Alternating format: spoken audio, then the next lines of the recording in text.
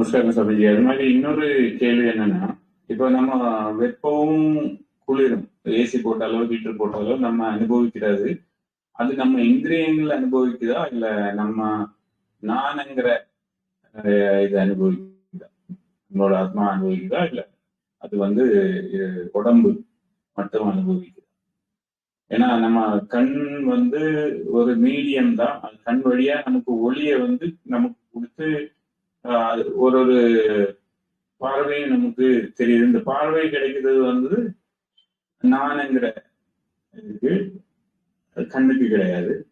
அதே மாதிரி இந்த இந்த உணர்வுகள் கிடைக்கிறது நமக்கா இல்ல அந்த நம்மளோட உடம்புக்கா? முஸ்லிம் சபதி. அது மாதிரி இன்னொரு கேள்வி என்னன்னா, இப்போ நம்ம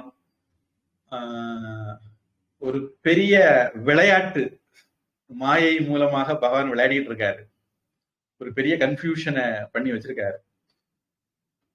இதுல ஜீவாத்மா அப்படிதான் சொன்னேன் இல்லையா, அந்த ஒரு என்டிட்டி இவருக்கு தான் சுக துக்கம் எல்லாமே.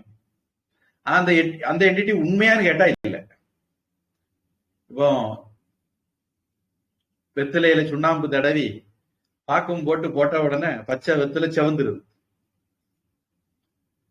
இதே மாதிரி ஜடமா இருக்கக்கூடிய மாயை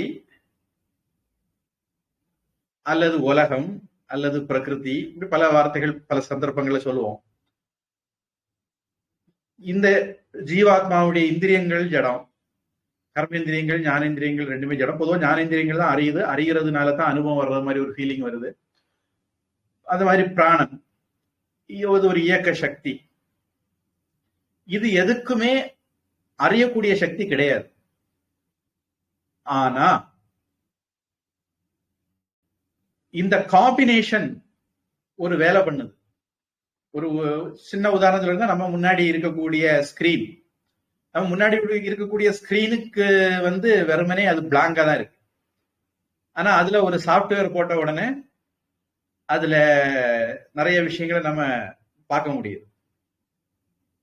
அந்த ஸ்கிரீனுக்கும் அதுக்கு ஏதாவது சம்பந்தம் உண்டா? தீ பிடிக்குது, ஸ்கிரீன் தீ பிடிக்கல. மழை பெய்யுது, ஸ்கிரீன் மழை நனையல. இந்த மாதிரி ஒரு வித்தியாசம் இருக்கு. ஆத்மா, ஒரிஜினல் ஆத்மா எதனாலையும் பாதிக்கப்படாம அது போக்கில் இருக்கு. ஆனா அதனுடைய பிரசன்ஸ்னால தான் மீதி எல்லா மாயாஜாலமும் நடக்கும். அந்த மாயா ஜாலத்துல இது ஒரு விதமான தோற்றம், காட்சி, அப்பியரன்ஸ் தான். கனவுல நடக்கிறது மாதிரியான ஒரு சம்பவம் தான். அதுல வந்து நமக்கு சுகதுக்க அனுபவங்கள் இருக்கிற மாதிரி ஒரு ஃபீலிங் வருது. அந்த அனுபவம் யாருக்குன்னா ஜீவாத்மாவுக்கு, அந்த ஃபீலிங் யாருக்குன்னா ஜீவாத்மாவுக்கு. அதனால பந்தப்பட்டு இருக்கிறது யாருன்னா ஜீவாத்மா, விடுபட வேண்டிய ஆளும் ஜீவாத்மா. ஆத்மா எப்போதுமே சுதந்திரமாக தான் இருக்கு. அப்ப யாரு தன்னை பந்தப்பட்டவன்னு நினைக்கிறாங்களோ, சுகி துக்கியா இருக்காங்களோ, அவங்க சுகி துக்கியில இருந்து வெளியே வரணும். அதுல மனசு ஒரு முக்கியமான ரோல் பிளே பண்ணுது. மனமேவ ஹேத்துகு பந்த மோக்ஷயோகோ. நம்முடைய பந்தத்துக்கும் மோட்சத்துக்கும் மனசுதான் காரணம். நாம் இந்த மனசுக்கு சில ட்ரைனிங் கொடுக்கிறோம், ஒரு விதமான கவுன்சிலிங் சொல்ல வைக்கலாம், சில அறிவு கொடுக்கிறோம். அது மூலமாக நாம நம்முடைய கற்பனையில இருந்து நாம பாதிக்கப்படுறோம், நாம சுகப்படுறோம், நாம துக்கப்படுறோம் அப்படிங்கிற எண்ணத்துல இருந்து வெளியே வர்றோம். அதுதான் ப்ராசஸ், வேதாந்தத்துடைய ப்ராசஸ். முதல்ல நான் வேற, உடம்பு வேற, இதெல்லாம் பிடி கிடைக்கிறதுக்கே நமக்கு நிறைய சாதனைகள் தேவைப்படும், நிறைய தடவை கேட்க வேண்டி இருக்கும்.